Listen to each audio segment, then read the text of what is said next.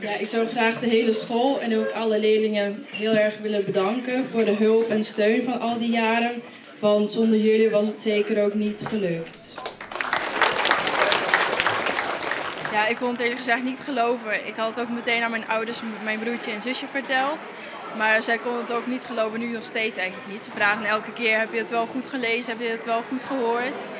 Dus we vinden het wel heel bijzonder dat het nu eindelijk wel klaar is. Jaroslava en haar familie binnen na de Russische annexatie van de Krim vlechten. Zij alles achter lieten matten. Voor de IND wie de Krim op dat stuit nog veilig. En woe daarom de familie in 2019 uitzetten. Toen kwam de squallen van Jaroslava in actie. Dat heeft mij en mijn gezin heel erg geholpen. Dus de steun van school en alle leerlingen en leraren, ja, alle medewerkers.